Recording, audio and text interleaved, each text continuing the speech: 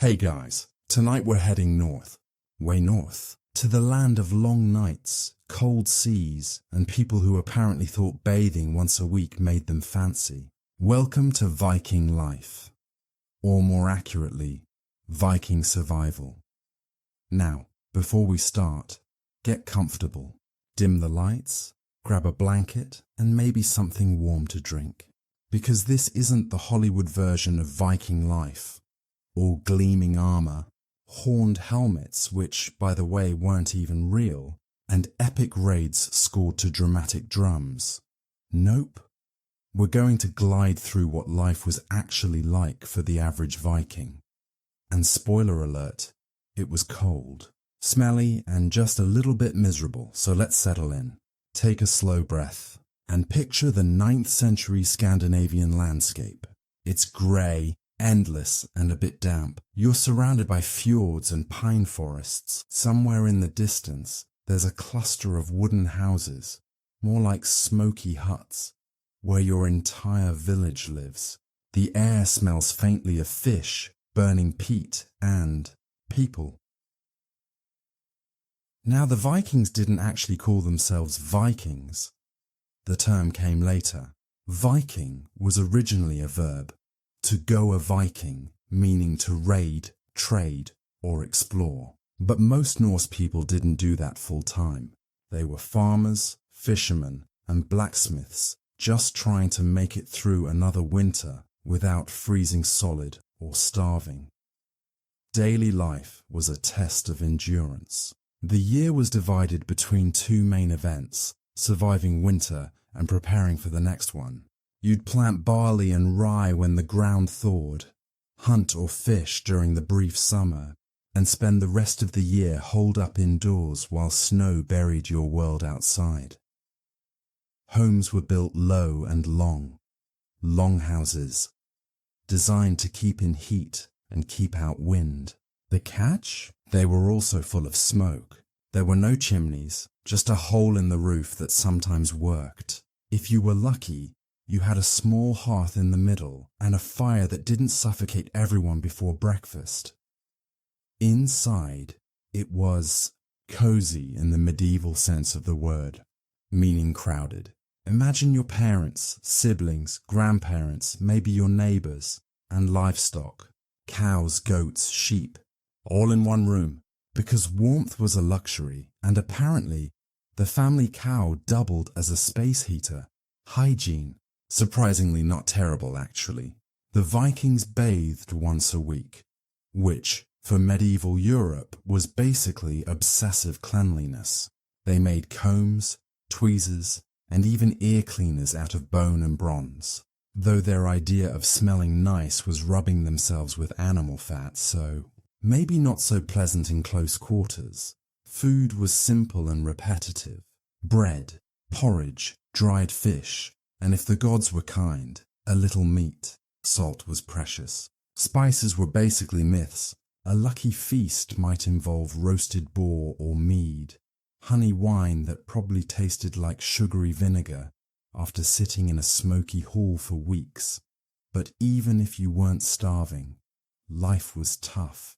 Disease was constant. Winters were long enough to make anyone question their will to live. And if you managed to stay alive, you still had to deal with raids, rival clans, and the general chaos of existing in a world without central government or stability. Let's drift for a moment to a Viking town, say Hedeby or Birka. These were the trade hubs, bustling with merchants, slaves, and the occasional guy trying to sell a walrus tusk as a lucky charm. The streets were muddy, the air heavy with smoke and sea salt, and the noise, well, let's just say earplugs hadn't been invented yet. Viking society was surprisingly structured, though. They had a class system: jarls, nobles; carls, free farmers; and thralls, slaves.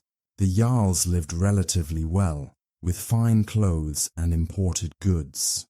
The carls worked their farms and hoped not to offend anyone rich. The thralls were property, taken in raids, bought, sold or gifted. Some worked in households, others in the fields. There was no getting out of it unless someone set you free. And even then, you'd always be marked by your past. But here's the fun part. For all their reputation as fierce warriors, the Vikings had surprisingly progressive laws. They had assemblies called things where free men could gather, vote, and even sue each other. Justice wasn't always fair, of course, but it was at least organized. You could be fined for stealing, exiled for murder, or, in really bad cases, executed, usually by beheading or hanging. Marriage was also more flexible than you might expect.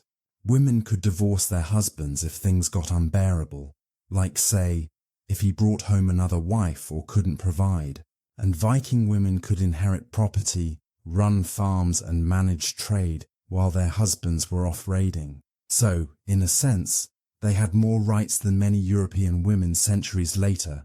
But don't mistake that for equality. Life for Viking women was still rough. They handled everything from childcare to fieldwork, and childbirth itself was one of the biggest risks a woman could face. Medicine was primitive. Herbs, charms and prayers to Freya were your best bet. Speaking of the gods, the Norse pantheon was, well, colourful. Odin, the one-eyed god of wisdom, who basically invented poetry by stealing it from giants. Thor, the thunder god, with the worst anger management issues imaginable. Loki, the shape-shifting trickster who caused problems just because he was bored. Religion wasn't just belief, it was survival.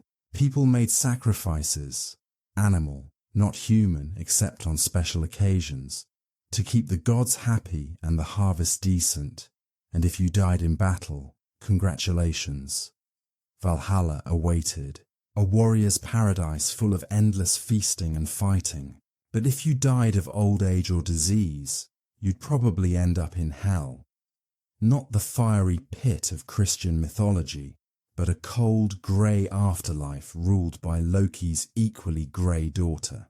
Basically, eternal Scandinavia. Let's take a slow breath here. Imagine sitting in a smoky hall, wrapped in furs, the wind howling outside. You've spent all day chopping wood and mending nets. Now you're sipping watered-down ale, listening to a skald, a poet, recite sagas of long-dead heroes. The fire crackles. You don't know it, but centuries later, people will romanticize your way of life.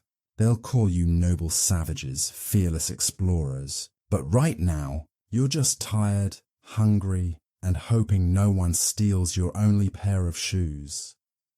Even the famous raids weren't as glamorous as they sound. Sure, Vikings sailed to England, Ireland, and even as far as North America. But imagine rowing for weeks in open water, exposed to the elements, your diet consisting of salted fish and stale bread. Seasickness wasn't just a possibility, it was a lifestyle. Still, raiding was how fortunes were made. You could earn wealth, glory, and maybe your own farm, or you could die horribly in a storm or ambush. Either way, the sagas would remember you, and for the Vikings, that mattered. Dying with a story was almost as good as living with wealth. As the fire dies low in the longhouse, and the last of the ale runs out, you can almost hear the quiet hum of the world outside. The sea, the wind, the distant howl of a wolf. Life was brutal, yes, but in its own strange way, it was beautiful too. Let's drift there for a while, because next, we'll float deeper into the Viking world, where honor ruled, superstition guided every move, and brutality was just another part of daily life. Part 2. Blood, honor, and the endless winter hay again. Still awake? Good. Let's sink a little deeper into Viking life, the part that wasn't just fishing, farming, and trying not to freeze. Because if there was one thing the Norse cared about more than surviving winter, it was honor. Now, in Viking society, Honor wasn't some vague moral code. It was your currency. It determined how others treated you, whether people trusted you, and how your name would be remembered after you were gone. You could be dirt poor, but if your word was good, your reputation solid, and you didn't chicken out of a fight, you had worth. And of course, the fastest way to lose that worth was to look weak, which meant if someone insulted you, even casually, you were expected to respond, preferably with an axe. Feuds were a full-time hobby in the Viking Age. Someone insults your beard? Feud. Someone steals your sheep? Feud. Someone accidentally kills your cousin while drunk? Definitely a feud.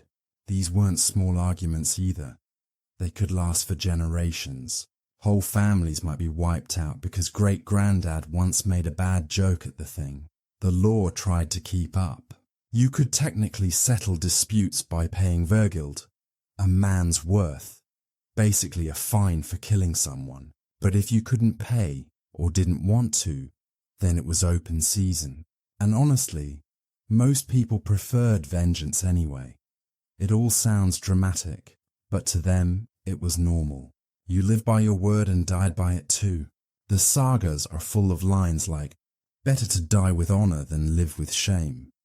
Which, sure, sounds noble, until you realize it usually meant dying in a swamp, covered in mud, because someone looked at your wife for too long. But before we get too deep into blood feuds, let's talk about something that was just as important.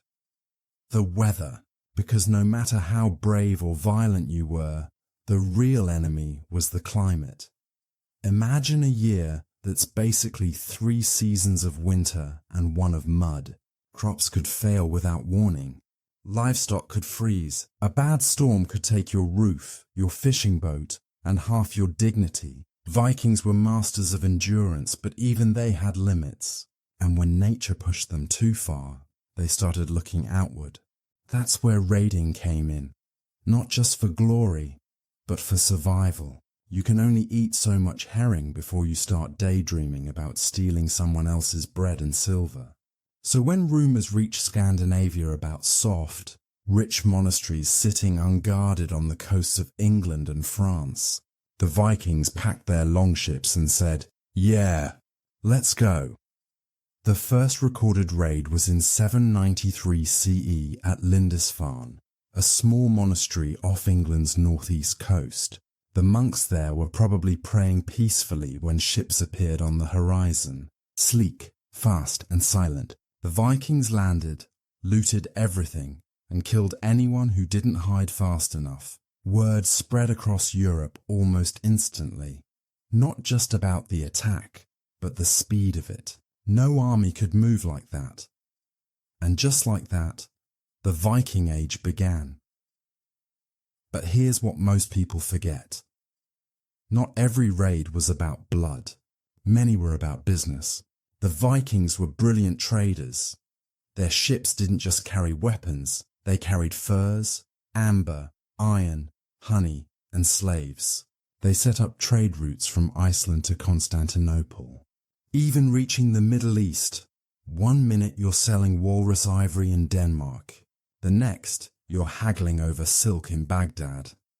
They didn't see themselves as pirates. They were merchants with swords. Of course, when things didn't go well, the sword part came first. Now, if you're wondering how these people navigated across open seas without maps or GPS, well, they kind of eyeballed it. They used the sun, stars, ocean swells, and birds to figure out where they were. Some historians think they even used sunstones, crystals that polarize light, to find the sun on cloudy days, which, if true, makes them some of the earliest practitioners of Scandinavian tech support. Let's pause for a moment. Picture the sea at dawn, a longship cutting through fog, 40 men rowing in rhythm, their breaths misting in the cold air. The sail snaps in the wind. You're sitting low in the hull, water splashing at your boots. There's no sound but oars and waves. It's peaceful, but also terrifying, because one wrong turn and you're lost to the North Atlantic. Life expectancy wasn't exactly generous either. If you made it past childhood, congratulations. You might live into your 40s, maybe 50s if you avoided too many axes. Disease was constant, broken bones rarely healed right, and if you got an infection, that was pretty much the end of the saga for you. But somehow, they thrived. Viking settlements popped up everywhere. Iceland, Greenland, the Faroe Islands, parts of Scotland, Ireland, and even Normandy, which literally means land of the Northmen. They built towns, intermarried with locals, and left traces of their language everywhere. If you've ever used words like egg, sky, or anger, congratulations. You're speaking Viking without realizing it. And while we're floating through this world, let's talk about the thing that glued it all together: storytelling. Vikings didn't have paper or much use for books. Their stories lived through memory. Skalds, poets and storytellers were human libraries. They'd memorize thousands of lines of verse, retelling sagas about gods, kings and heroes to anyone who'd listen. Every feast, every gathering needed a skald. Their poems weren't just entertainment. They were history, morality lessons, and the closest thing to therapy these people had. You'd hear about Thor smashing giants, or about Sigurd slaying dragons, or some poor farmer who offended the wrong jarl and ended up regretting it. And of course, everything was soaked in fate. The Norns, the Norse version of the Fates, were believed to weave every person's destiny. You couldn't change your fate, but you could face it with courage, which was kind of the Viking motto. There's something weirdly comforting in that, right? This quiet fatalism. The idea that life's going to be hard, probably short, but you can still face it with a bit of stubborn pride. Let's drift for a second to one of those winter nights again. The longhouse is warm. Someone's telling the story of Odin's sacrifice, how he hung himself on the world tree for 9 days to gain wisdom. Outside, snow falls silently. Inside, everyone listens, their faces flickering in firelight. They didn't have much, these people. No luxury, no comfort. But they had stories, and that made the endless winter bearable. And maybe that's why the Viking Age lasted as long as it did. Not because they were stronger or smarter, but because they believed in the idea that every hardship was just part of a greater tale. We'll leave them there for now, huddled around the fire, half drunk on mead, dreaming of raids and gods and warmer lands.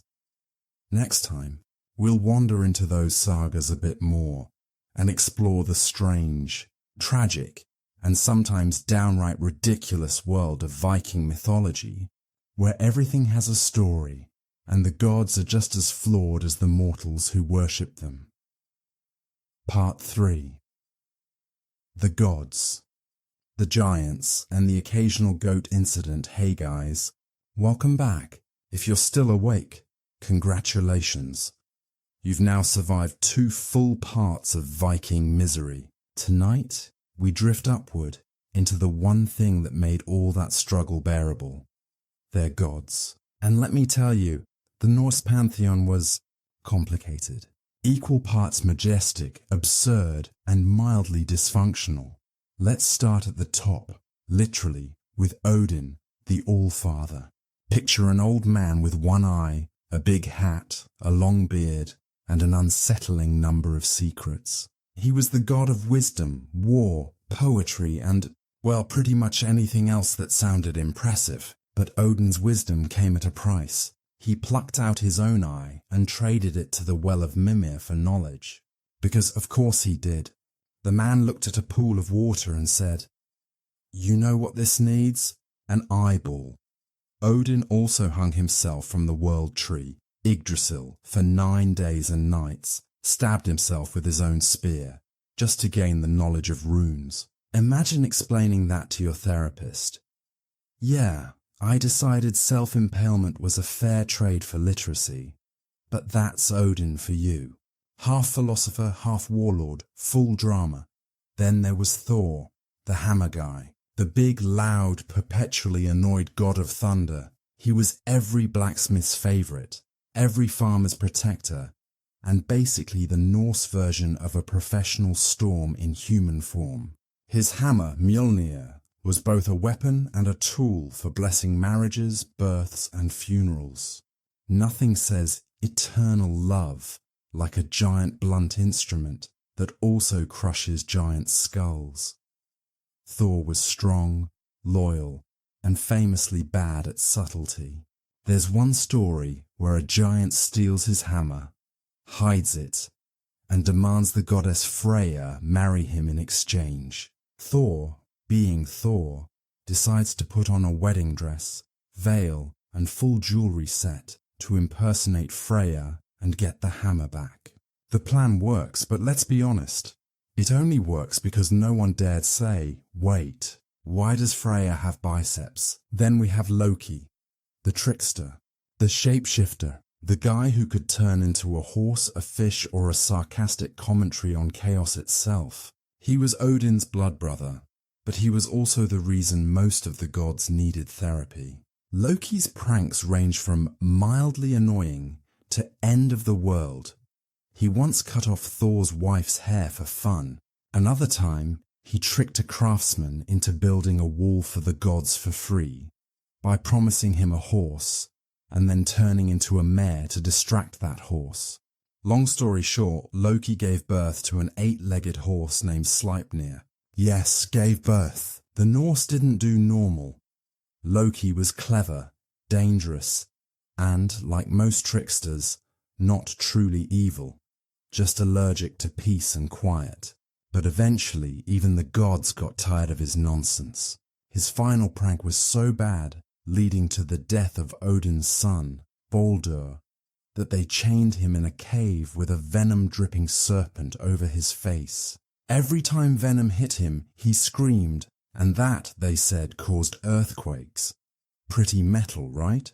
Now, in between Odin's existential crises, Thor's hammering, and Loki's chaos, there was a whole cast of others.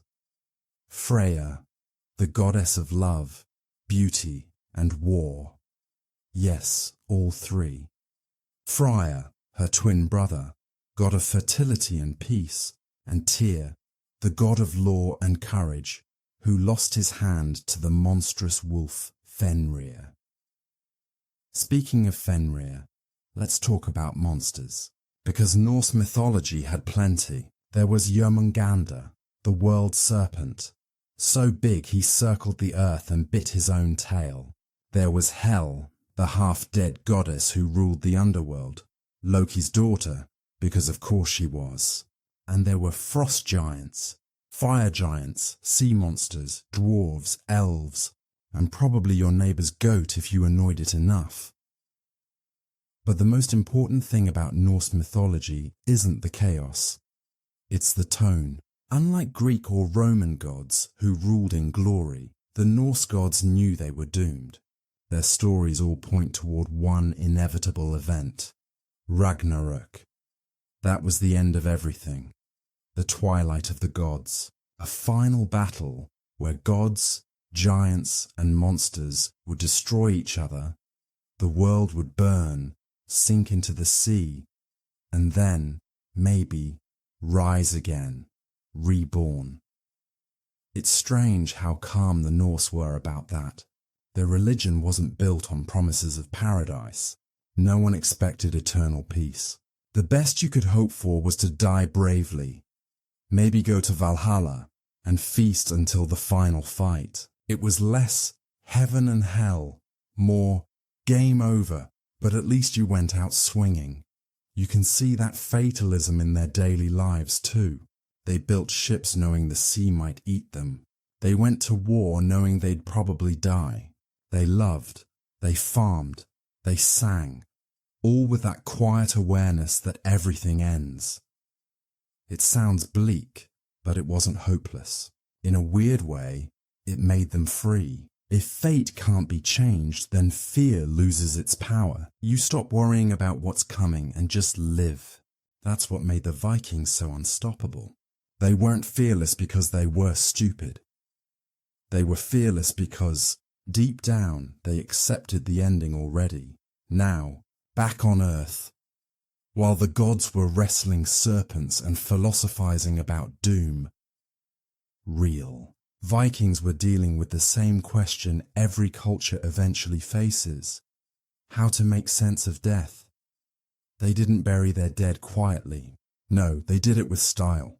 A rich man might be laid in a ship, surrounded by his weapons, jewelry, food, and even sacrificed animals or slaves, all to accompany him into the next world. Fire was sacred, so cremations were common too. They believed the soul journeyed across a dark river or through misty lands to reach the afterlife, and you needed gear for the trip. Even poor folks tried to send off their loved ones properly, maybe with a few trinkets or a carved stone marker. It wasn't about wealth, it was about respect. You didn't want an angry ghost haunting your cows because you forgot to leave him his favorite cup. Their afterlife beliefs were surprisingly diverse. Warriors dreamed of Valhalla, where they drink mead with Odin. Farmers hoped for Folkvangr, Freya's field, where life was gentler. Some souls went to hell, not as punishment, just as a resting place. There was no eternal torture, just quiet. And when you think about it, that fits perfectly with the Viking mood. Not good, not bad, just inevitable. Let's pause here. Picture another longhouse late at night. The fire's low. The storyteller is old, his voice gravelly. He's describing Ragnarok, the end of all things. Frost giants storming Asgard. The sun swallowed by wolves. The gods falling one by one. But instead of fear, the listeners feel calm. They sip their mead, nod slowly, and someone murmurs, "So it ends, and so it begins again." That was the beauty of their worldview. It wasn't about escaping death, but making peace with it. And honestly, there's something strangely comforting about that. All right, stretch your legs, refill your cup, because in the next part, we'll drift back into the real world, into Viking society itself, the families, the feasts, the weddings, the everyday oddities that made up their world. Spoiler, it wasn't all blood and gods. Sometimes it was just about getting through another day, preferably without frostbite or family feuds. Part 4. Family, feasts, and the fine art of not freezing to death. Hey again. Still with me? Good. You've now survived gods, monsters, and Viking funerals, which means you're ready for the really intense stuff, family life. Or, as the Vikings knew it, the part of existence that involved constant chores, political alliances, and figuring out how to stay married to someone who might literally stab you in your sleep over sheep ownership. Let's start with the home. Viking houses were long, narrow, and smoky. Like really smoky. You know that cozy fireplace smell we romanticize? Yeah, multiply that by 50 and add the scent of damp wool, roasted fish, and human sweat. The longhouse was built mostly of timber or turf, with a central hearth, basically a hole in the ground, filled with fire and surrounded by hope. There were no chimneys, so smoke just kind of lived there. It curled up under the roof beams, seeped into everything, and turned everyone's lungs into low-budget fog machines. Still, it was home. Family, servants, animals. Everyone slept in that same room, often separated by wooden partitions or, if you were poor, just a few feet of hay. Privacy was not a Viking concept. You could hear everything, snoring, arguing, chewing. It was basically one big medieval group chat you couldn't mute. The head of the household was the husbandi, the master of the home. But before you assume it was a one-man show, let's set that straight. Viking women had real authority. A wife, or husfreyja, literally lady of the house, managed the property, slaves, food, and family finances. If her husband was away raiding or trading, which was often, she ran everything. She had keys to the household chests, symbolizing control over wealth and resources. Divorce, totally a thing, and not rare. A woman could leave her husband if he hit her, failed to provide, or just made a fool of himself in public. There's even a record of one woman divorcing her husband because he wore too revealing a shirt. The Vikings had standards. Marriage itself was more like a business deal than a romantic fantasy. Families negotiated dowries, land, and alliances. Love sometimes followed, sometimes didn't. But when you're trying to survive a Scandinavian winter, emotional intimacy is less important than having someone who knows how to salt fish properly.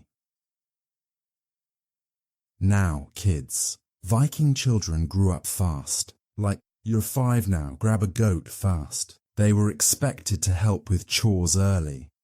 Herding animals, gathering firewood, weaving, or training for combat if they were boys. But here's a twist. Despite their rough lives, Vikings were famously affectionate parents. They told stories, sang songs, and gave their kids little carved toys. They even had pet names, which sounds adorable until you remember some were things like piglet or duck. Still, it's the thought that counts. Education was informal. No schools, no books, no homework. You learned by watching, helping, and listening to stories. Those stories weren't just for fun. They taught values like bravery, loyalty, and wit. A Viking child's bedtime story might include murder, betrayal, and a talking raven, but it always came with a moral. Speaking of bedtime, let's talk about nights. Winter nights in the north were long, like, is this even still the same year? Long. So evenings were for storytelling, weaving, carving, and pretending not to notice that the same stew had been simmering for 3 days. And oh, the food. Viking cuisine gets a bad reputation, all dried fish and gruel, but it wasn't all terrible. They ate a lot of porridge made from barley or oats, often sweetened with honey or flavoured with herbs. Meat was a luxury but not rare. Pork, beef, goat, venison, and of course fish. Everything was smoked, salted, or fermented. If it could rot, it could also become dinner. One classic dish was skyr, a thick yogurt-like dairy food that's still eaten in Iceland today. Bread was common too, made from coarse flour and baked on flat stones. It was dense enough to double as a weapon in emergencies. Drinks. Mead was the favourite. Honey wine, mildly alcoholic, and probably responsible for most Viking poetry. They also brewed ale, which was safer than water because boiling killed bacteria. If you were really fancy, imported wine might show up at a feast, usually to impress guests or gods. And speaking of feasts, Vikings loved a good party. Feasts were more than social events. They were political tools. You invited allies, competitors, or potential spouses, stuffed them full of food, and sealed deals between gulps of ale. There were drinking toasts for gods, ancestors, and occasionally random inanimate objects. The idea was to maintain good luck and your reputation as a generous host. But moderation, not exactly a Viking value. There are sagas describing guests passing out under tables, fights breaking out, or someone making very dramatic speeches about honour while half drunk. Imagine Thanksgiving, but with axes. Let's float now to another part of Viking life, law and order, which sounds boring but was actually pretty impressive. They had something called the Thing, an assembly where free men gathered to discuss disputes. make laws, and occasionally yell at each other. There were no kings with absolute power here, at least not in early times. Decisions came from consensus, and everyone's voice, except slaves, technically mattered. The law speaker was a respected role.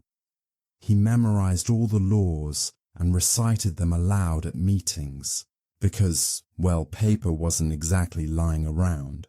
If you broke the law, punishment depended on the crime. Fines were common, but for serious offences, like murder or treason, you might be declared outlawed.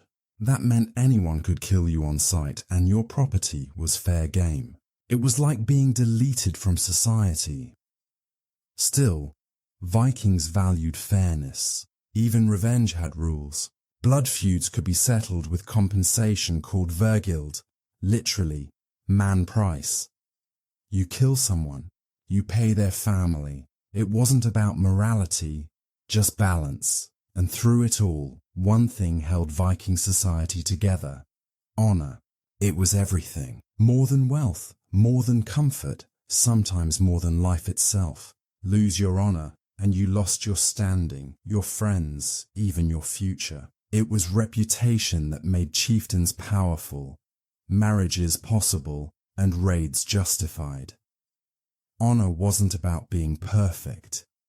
It was about being reliable, brave, and loyal to your kin. If someone insulted you, you defended yourself. If someone wronged your family, you took action. It wasn't personal.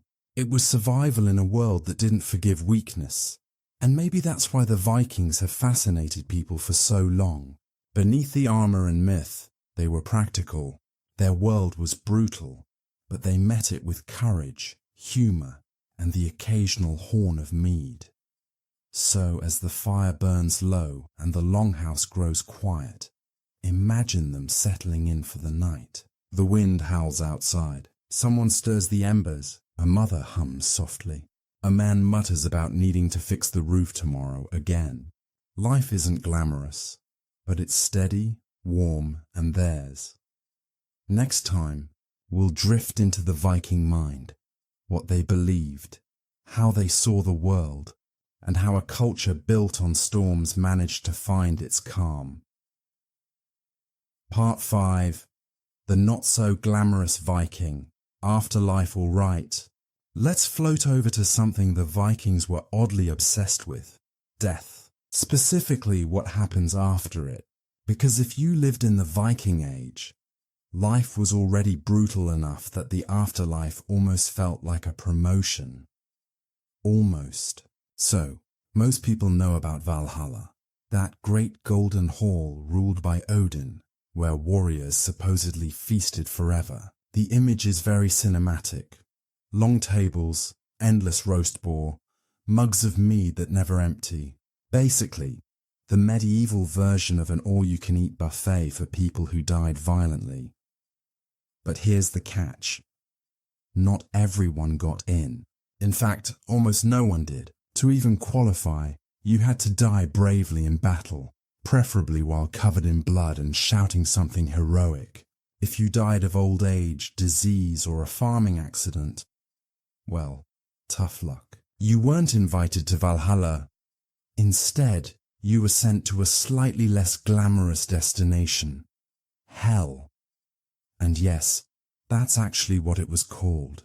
No fiery pits or demons, though. Viking hell was more like a gloomy underground waiting room for people who died boring deaths. The goddess Hel herself ruled it, Odin's daughter, half beautiful woman and half decaying corpse, which, to be honest, is a pretty strong visual metaphor for life back then.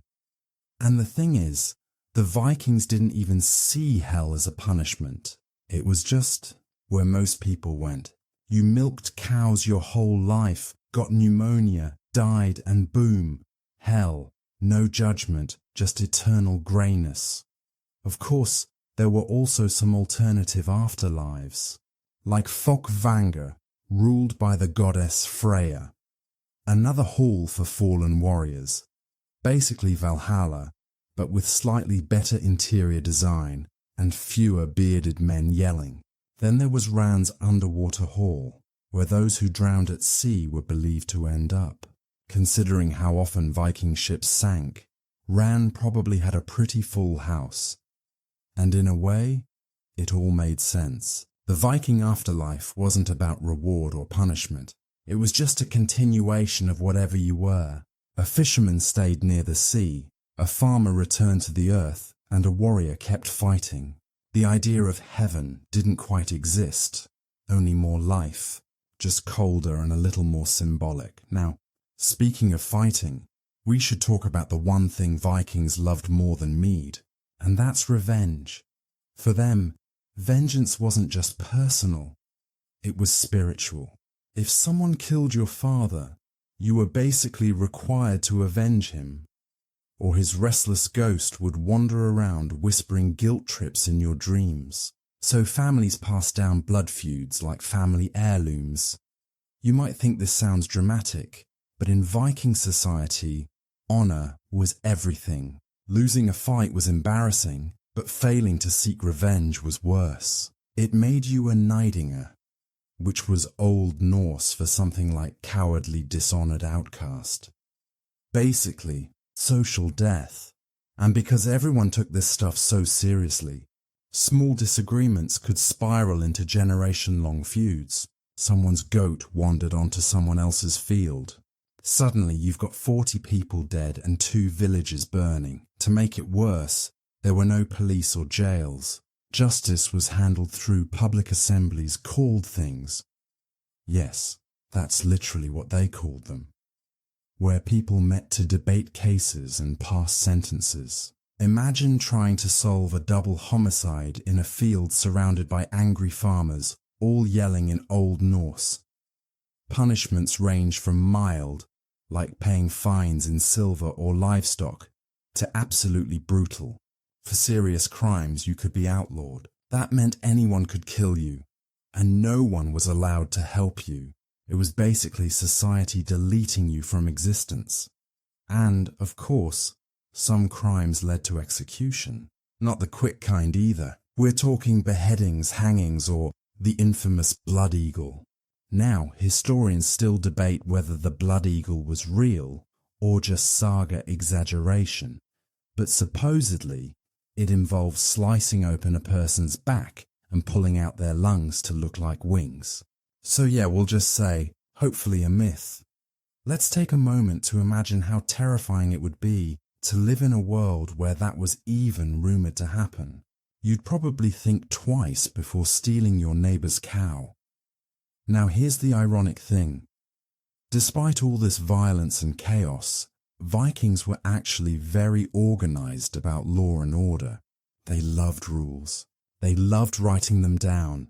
Iceland, in particular, had one of the earliest parliamentary systems in Europe. The Althing, founded around the year 930. Every summer, hundreds of Vikings would gather at a rocky plain called Thingvellir to pass laws, settle disputes and trade goods. It was basically Comic-Con, but for early medieval justice. Picture it. Tents everywhere. Families setting up campfires.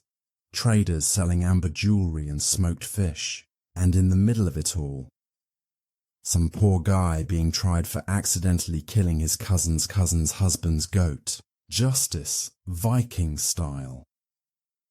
And speaking of Iceland, it's worth remembering that not all Vikings were raiders. Most were just farmers trying to survive in terrible weather. They raised sheep, cows and pigs. They grew barley and oats when they could. And they built turf houses to stay warm, which, if you've never seen one, looked like someone tried to turn a grass hill into an Airbnb. The interiors were small and smoky, with low ceilings and no windows. The fire pit in the middle provided heat, but also filled the room with smoke, which was great for meat preservation, but terrible for lungs. The smell probably never left your clothes. Daily life revolved around chores, milking animals, spinning wool, fixing tools, keeping the roof from collapsing under snow, Children worked as soon as they could walk, and people went to bed early because candles were expensive. Still, despite the hardship, they had a strong sense of community. Families lived together, often under one roof, and everything was shared. Food, space, even beds. Privacy wasn't really a thing, which probably explains why Viking sagas are full of dramatic family drama. When 10 people sleep in the same room all winter, gossip happens, and while they could be fierce and fatalistic, they also had a deep appreciation for storytelling. On long winter nights, they'd gather around the fire and recite sagas, epic tales of heroes, gods, and voyages. Some were based on real events, others pure myth, but all of them kept their history alive in a time before books were common. The sagas were a mix of grim realism and dry humour, much like the Vikings themselves. A hero might slay a dragon one moment and then die slipping on ice the next. Poetic justice in a cold world. So, to sum it up, Viking life wasn't constant raiding and glory. Most days were cold, exhausting, and repetitive. The myths, gods, and sagas gave people a sense of meaning in a world where you could freeze, drown, or get outlawed for stepping on the wrong person's sheep. It's oddly comforting, in a way.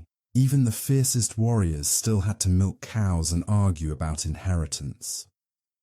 Let's drift now into another side of Viking culture, the weirdly advanced one. Because behind all the blood and dirt, they were also engineers, explorers, and traders who quietly changed the medieval world. Part 6. The surprisingly sophisticated side of the Vikings, so we've talked about how Vikings were rough, cold, and occasionally on fire. But here's the twist most people forget. They were also weirdly clever. Under all the chaos and raiding, the Vikings were skilled engineers, expert navigators, and traders who connected the medieval world from Baghdad to Newfoundland. Basically, they were the Wi-Fi of the early Middle Ages. Patchy, sometimes violent, but undeniably effective. Let's start with their ships, because that's really where the magic happened. The Viking longship is one of those things that looks cool in every museum, but is even cooler when you realize how advanced it actually was.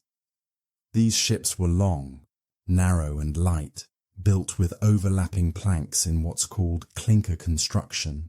That made them flexible, fast, and able to handle both open seas and shallow rivers. They could sail across the North Atlantic and glide right up to a monastery's front door. Very convenient for both trade and surprise attacks.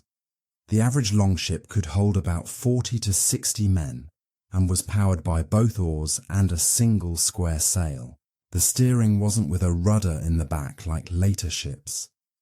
They used a side-mounted steering oar called a steerboard, which is literally where the word starboard comes from. These weren't just floating death machines though. They were also works of art. Viking shipbuilders carved intricate animal heads, dragons, serpents, wolves, onto the prows, both to look intimidating and to ward off evil spirits. Because if you're going to invade a foreign land, you might as well look stylish doing it. But what really blows people's minds is their navigation. The Vikings didn't have compasses, and yet they managed to cross the Atlantic centuries before Columbus even figured out which way was west. How? A mix of intuition, observation, and what we'd call primitive science. They studied the sun's path, the colour of the sea, the flight of birds, even how waves curved around islands. Some accounts suggest they used a sunstone, a crystal that could detect the sun's position even through clouds. Think of it as medieval GPS powered by vibes. And they used that skill. The Vikings reached as far as North America, specifically Newfoundland, around the year 1000. They called it Vinland, which sounds like a dream, until you realize it probably just meant land with grapes, and didn't last long, because they immediately started fighting with the locals. Classic Viking move, but they didn't just travel west. They went everywhere, down rivers through Eastern Europe, across the Mediterranean, deep into the Middle East.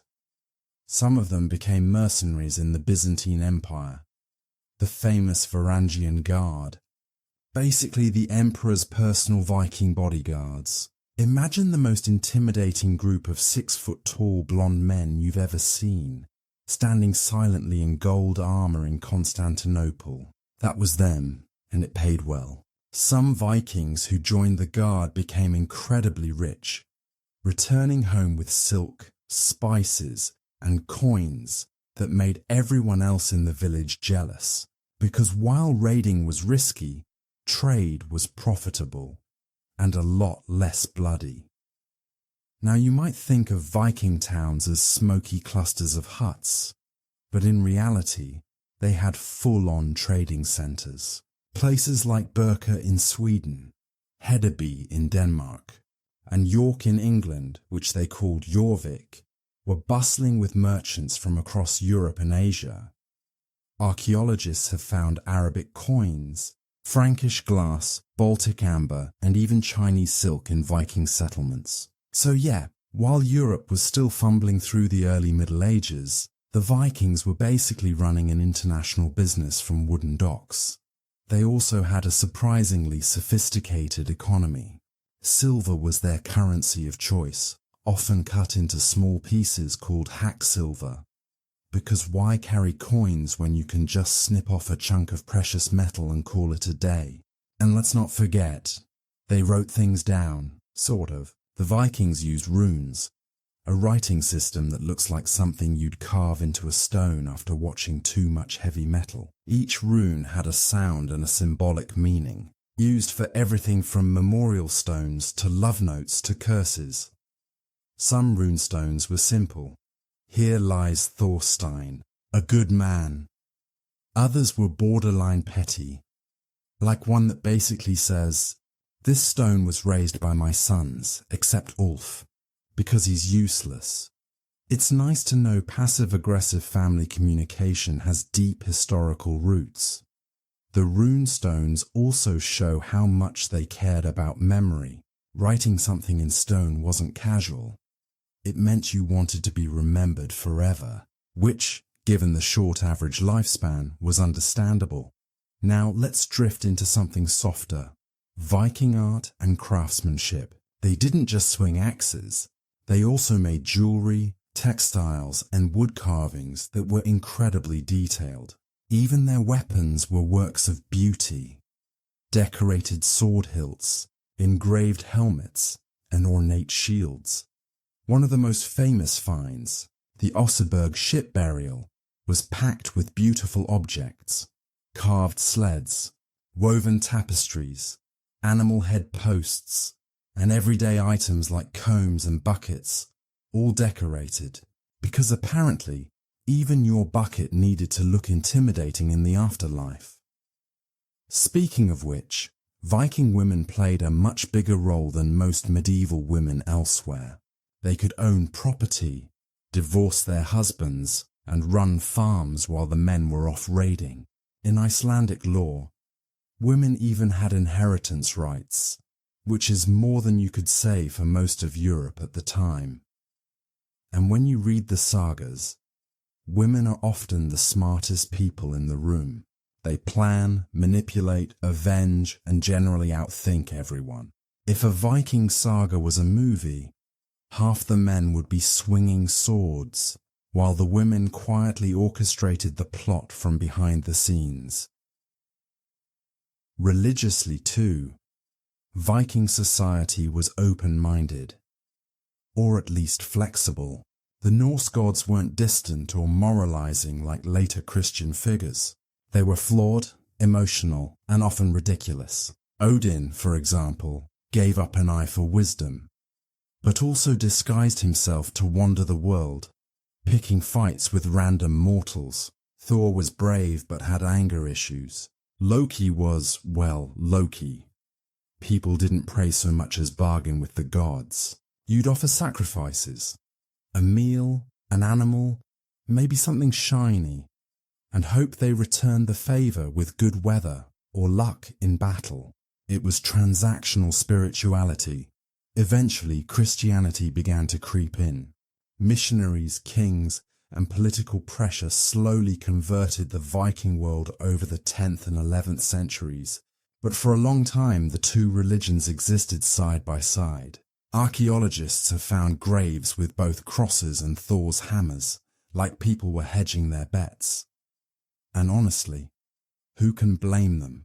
If you're not sure which god is in charge this week, might as well cover all bases.